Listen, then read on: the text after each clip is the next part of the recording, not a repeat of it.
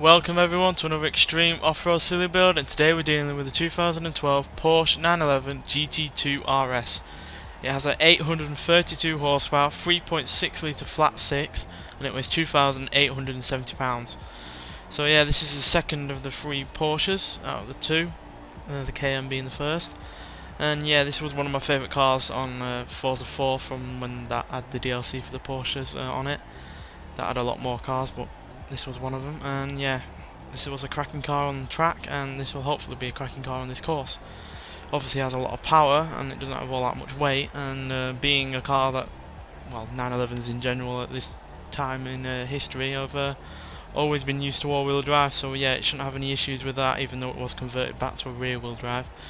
But yeah, it should prove to be pretty quick. So yeah, let's see what it can do.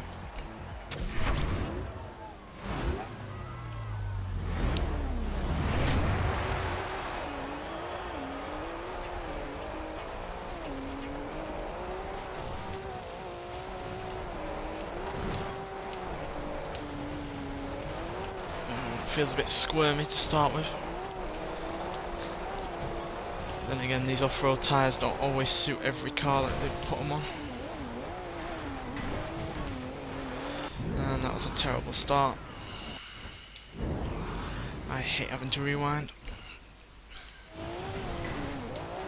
Sometimes it's necessary. And at that point it certainly was.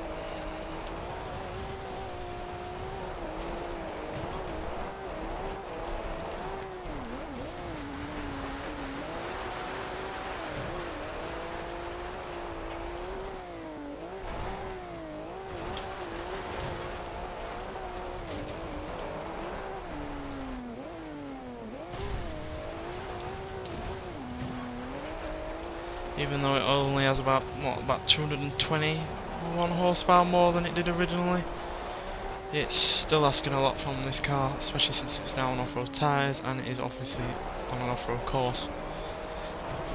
So yeah, that's why it's a bit squirmy.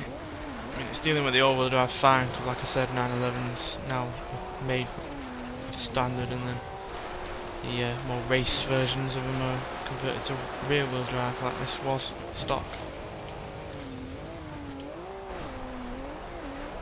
So no issues with the all-wheel drive, so no understeer or anything like that.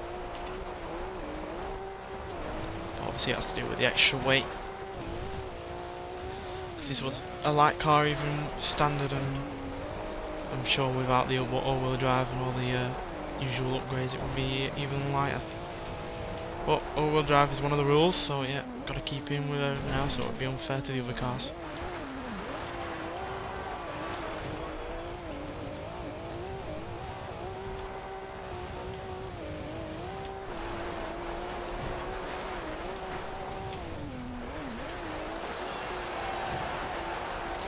Does like to drift though.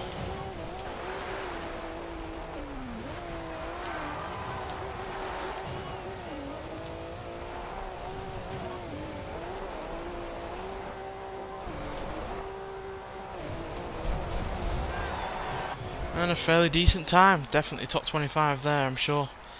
Yeah, pretty damn quick. That, apart from the Porsche 918, is probably the second quickest car that we've had from Porsche. Porsche in general from the car park weren't all that quick, and the KN certainly wasn't all that quick, but this, yeah, definitely exceeded expectations. I knew it would be somewhat fast, but I had some reservations with the off-road tyres and the extra power, but no, on the whole it handled it alright. Apart from a couple of mistakes I made, it was pretty good. I'm sure with a bit more practice you'd get it a lot quicker. But yeah, anyway, thanks for watching, and I'll see you in the next one.